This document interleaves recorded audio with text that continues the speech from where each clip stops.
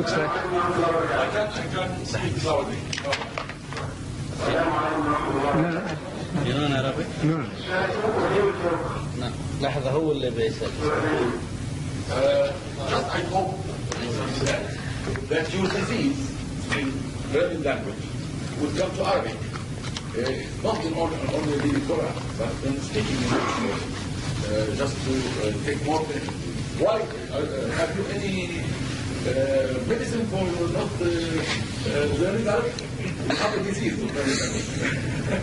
No, I have developed that. The question was, actually it's a comment, a suggestion, that if I have this disease of learning different languages, what about Arabic?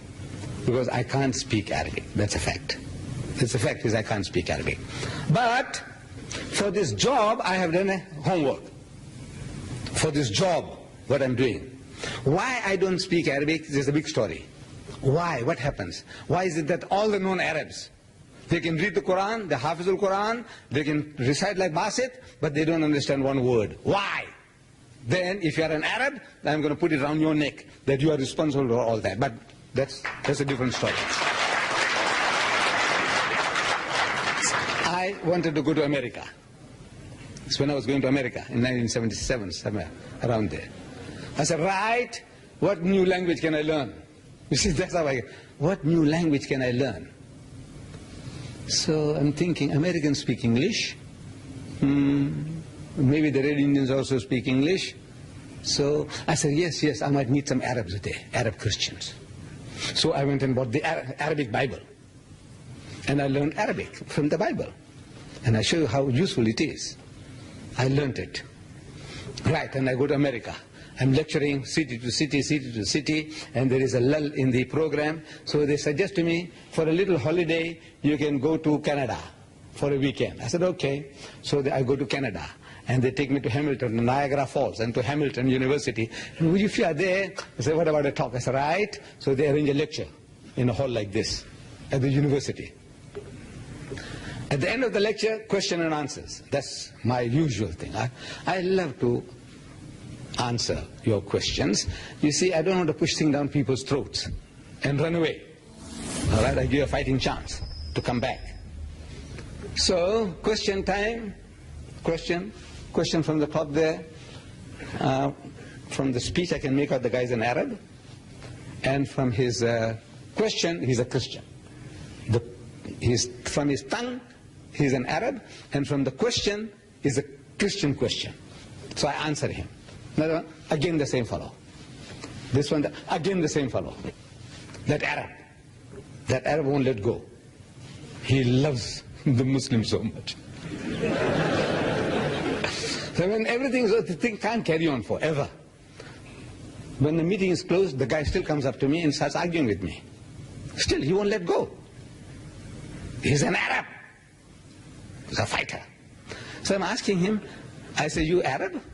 He said, yes, I'm a Christian from the Lebanon. I said, you know Arabic? I said, of course. He said, that's my mother tongue. So I said, go, man, you don't know Arabic. Now this is what is called intellectual judo. See, I have done judo when I was young. I did boxing, wrestling, judo. Now I want to do an intellectual judo. You see, judo means I use the opponent's strength against him. You use his strength to overpower him. That's judo, you see. The Japanese gentle art of judo. So I'm trying intellectual judo. So I'm telling him, go, man, you don't know Arabic. I'm provoking him. So he said, you mean to say you know better Arabic than me? I said, no. I'm ashamed to say that I'm a born Muslim and I don't know Arabic. He said, what do you mean? I don't know Arabic. I said, you see, you read the Bible in your own mother tongue. In Arabic. Right? He said, right. But I said, you know, you are understanding the exact opposite of what you're reading.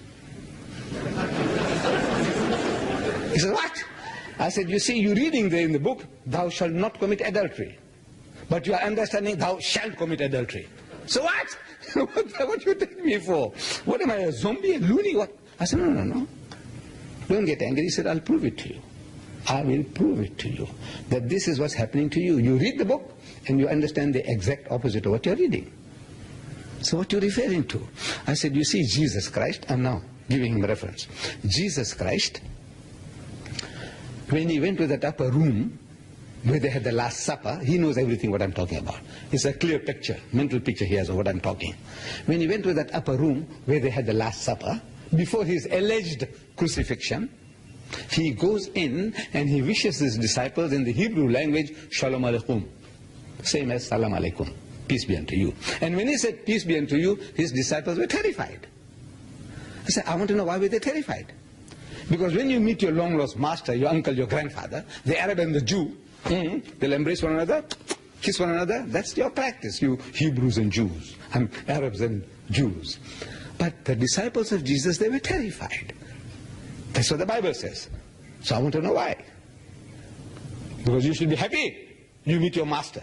But they're terrified. He knew his Bible. So he said, you see, they were frightened. Luke tells us, chapter 24, verse 36, that they were affrighted, means they were frightened because they thought he was a spirit. That's the right answer. They thought he was a spirit, he was a ruh, he was a ghost, he was a spook. That's what they thought. So they got frightened. So I'm asking, did he look like a spirit, a ghost, a spook? Your Lord Jesus, did he look like a spook? He says, no. Then I said, why should they think the man is a spook when he didn't look like a spook? So he's puzzled. So I said, look, I'll help you. I'll tell you why. You see, the disciples of Jesus, they had heard from hearsay, people talking, that the master was hanged on the cross. They had heard from hearsay, people talking, that he had given up the ghost. In other words, his spirit had come out, he had died. They had heard from hearsay, people talking, that now he's dead and buried for 3 days. A man with such a reputation, when you see him, you expect him to be stinking in his grave. The only thing, he must be a ghost or a spook. So they are frightened, terrified. So Jesus wants to assuage their fears. He's telling them, Unzuru ila yadayya wa rijlayya. He says, behold my hands and my feet. Inni ana huwa, that it is I myself. He says, Hussuni wanzuru. He says, handle me and see. Fa inna ruha laysa lahu lahmun wa izamun. For the spirit has no flesh and bones, as you see me have. So, if I have flesh and bones, in that case, I'm not a spirit, I'm not a ghost, I'm not a spook. Is that what it means in Arabic, in your language? If a spirit has no flesh and bones, then if I got flesh and bones, in that case, I'm not a spirit, I'm not a ghost, I'm not a spook. Is that right? Is that right?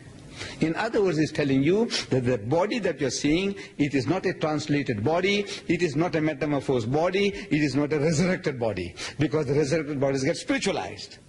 So who says so? I said, Jesus. Who says so? I says, Paul. Then I quoted and quoted. I learned the Arabic of the Bible, sufficient for my needs. The other reason why I can't speak Arabic is a long story. Please forgive me for not wasting your time further on that.